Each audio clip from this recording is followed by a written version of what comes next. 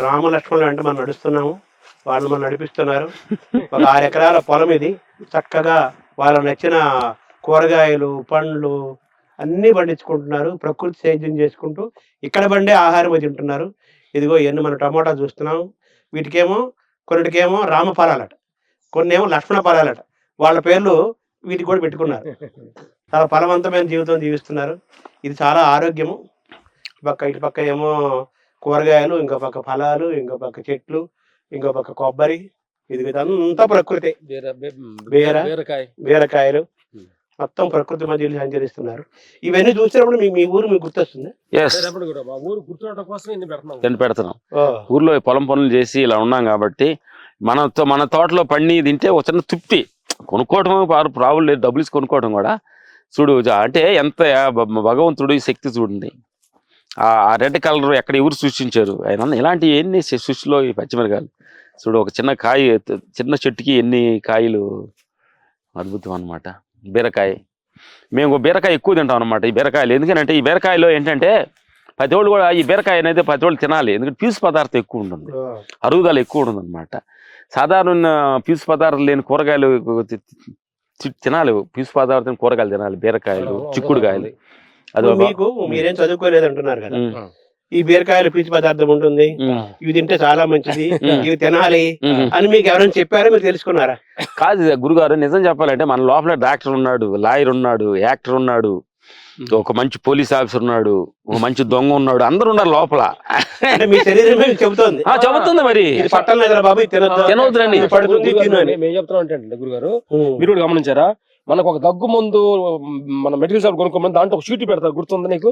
షీట్లు అంటే 5 రకాల 10 రకాల భాషలో ఉంటుంది అనమాట. 2 మూతలు వేసుకోవాలి, 3 మూతలు వేసుకుంటే హానికరం, 1 మూత వేసుకుంటే పని చేయదు రాసి ఉంటుంది కదా తెలుగులో. అలాగే భగవంతుడు లోపల మన సీట్ పెట్టి కూర్చున్నప్పుడు ఆ సీట్ ఒక్కొక్కటి చూసుకొని ఎన్ని రోజులు ఉంటే నువ్వు ఇది తింటే బాగుంటది, ఇది బాగుండదు అనేది. నువ్వు ఎన్ని రోజులు ఉంటావు, ఏమి చేయాలి, నువ్వు ఏం తినాలి, నువ్వు ఏం మాట్లాడాలి, సీట్ ఉంటుంది. ఆ సీట్ ఓపెన్ చేస్తే మన అర్థమయ్యేది. అంటే మీ శరీరము ఇది తింటే నాకు బాగుండి పడింది, అయింది, బాగుంది, ఇది కొంచెం ఇబ్బంది పెడుతోంది తెలుసుకుంటూ మీ ఆహారాన్ని మార్చుకుంటూ కూరలకి కనెక్ట్ అయిపోయాయి. ఏంటంటే మన గురుగారు పెద్దలు చెప్తారు ఏంటంటే, తప్పు చేయటం తప్పు కాదు, తప్పు అని తెలిసిన చేయటం పెద్ద తప్పు అంట. అదే చాలా బాగుంది. చిలకొట్టింది కానీ అద్భుతం. కరెక్ట్గా 5 తిన్న తర్వాత మనం తినాలి. మీరు 5 గంటలకి ఫ్రూట్ తింటున్నారు కదా, కరెక్ట్గా 5 గంటలకు ఫ్రూట్ తింటున్నాం మనం. ప్రకృతి ఒడిలో మనం జీవితంలో కల్లా జామకాయ అనేది అద్భుతమైన జీర్ణ శక్తిని ఇచ్చేది. దాని లోపల ఇది విత్తనాలు ఉన్నాయి కదా, అవి ఎర్లీ మార్నింగ్ చాలా కడుపుని క్లీన్ చేయ శక్తి ఉంది అనమాట. జామ పండు చాలా అద్భుతం. తర్వాత ఇంకా మన నేను కూడా గురుగారు 2 మదర్స్ అన్నాం గురుగారు, 2 తల్లులు. అమ్మ కడుపులో 9 నెలలు మనం ఉండి అమ్మ గాలి పీల్చుకుంటే నీ లోపల నువ్వు గాలి పీల్చుకుంటా లేదు, అమ్మ పీల్చుకుంటూ వస్తుంది. అమ్మ ఆహారం తీసుకుంటే నీకు వస్తుంది. ఆ 9 నెలలు బయటకు వచ్చిన తర్వాత పక్కులు అమ్మ ఒడిలో ఉన్నాం ఇప్పుడు మనం. తల్లి ఒడిలో ఉండే తక్కువ కాలము, ప్రకృతి తల్లి ఒడిలో ఉండేది ఎక్కువ కాలం, ఆత్మ ఒడిలో ఉండేది ఎక్కువ కాలం. పెద్ద తల్లి, అమ్మలాగన్నా అమ్మ అన్నారు కదా, చిన్నమ్మని తెలుసుకోవాలి, పొగ్గుడు రమ్మని కూడా తెలుసుకోవాలి. ఎందుకంటే అద్భుతంగా ఉంది ఈ చెలగొట్టిన జామ. అది గురుగారు అంటున్నారు. దీని పేరు ఏంటన్నా? Star foods. ఇదంతా ఆరోగ్యాన్ని ఇచ్చేది. ఇది మొట్టమొదటిసారి తింటున్నాను. ఈ రుచి చాలా డిఫరెంట్గా ఉంది, స్మూత్గా ఉంది తింటుంటే. తాట ముంజ కంటే వెరైటీగా ఉంది. వాటర్ కంటెంట్ అంతా వాటరే. క్యాన్సర్ చాలా మెడిసిన్ లాగా పనిచేస్తుంటది. లక్ష్మణ ఫలం ఇది మీరు స్నానం చేసే తొట్టి. అదేంటి ఇది? ఆ తొట్టి ఏంటంటే ఇంకా ఎక్కువ మంది మా ఇంట్లో మా ఫ్యామిలీ వచ్చినప్పుడు దాని కింద కూర్చొని స్నానం చేస్తారు. ఇక్కడ ధ్యానం ఇక్కడ చేసుకుంటూ ఉంటారా? వస్తున్న ఆలోచనల్ని, పోతున్న ఆలోచనలు సాక్షిగా చూడు. నువ్వు అది నువ్వు కాకూడదు అంటాడు. నువ్వు సాక్షి మాత్రమే. అది నీకు ఇష్టమైన ఆలోచనలు కావచ్చు, నీకు వ్యతిరేకమైన ఆలోచనలు కావచ్చు, నీకు నచ్చిన వాళ్ళు రావచ్చు నీ మనసులోకి, నీకు నచ్చని కూడా రావచ్చు. వాళ్ళిద్దరిని సాక్షి చూడ ఉంటాడు బుద్ధుడు విపాసనలో.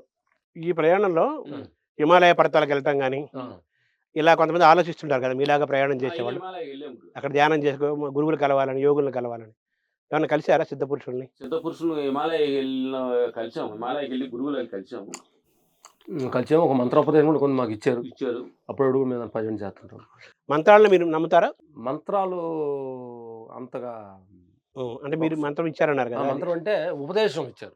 ఉపదేశం దాన్ని పాటిస్తున్నారు. మీరు భావి ప్రయాణం, మీ భావి జీవితం ఎలా ఉండాలో మీరు కోరుకుంటున్నారు?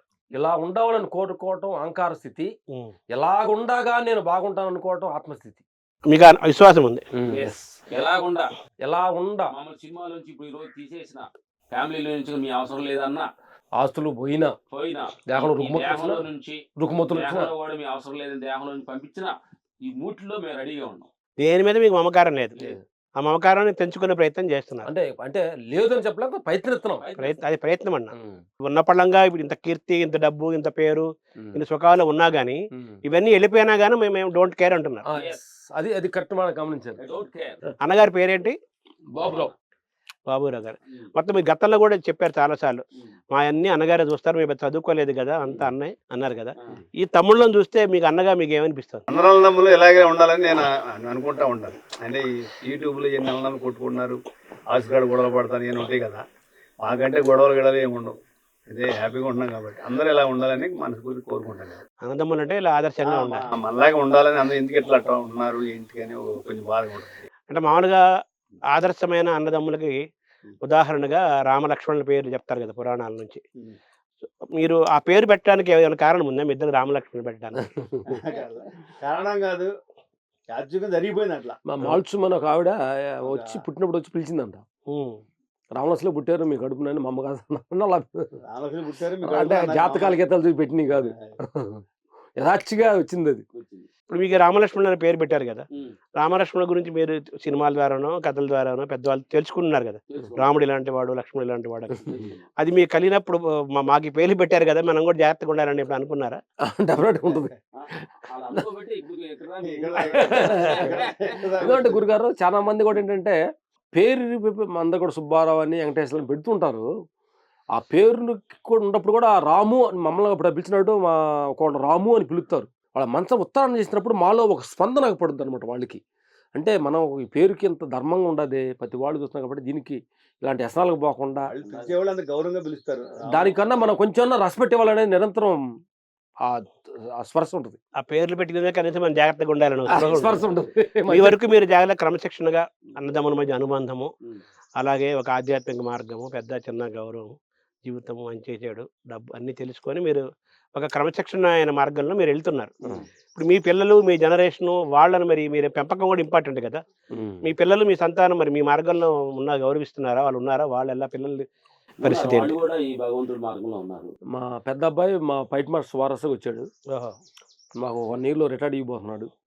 అతను మా జాబ్ని వారసత్వంగా తీసుకుంటున్నాడు. మీరు 60 ఏళ్ళ రిటైర్మెంట్ ఇస్తారా? ఇద్దరు? ఇద్దరికి ఎంత తేడా? ఇద్దరు వయసులో 15 నిమిషాలు. మీరు రాముడా లక్ష్మణుడు అంతే.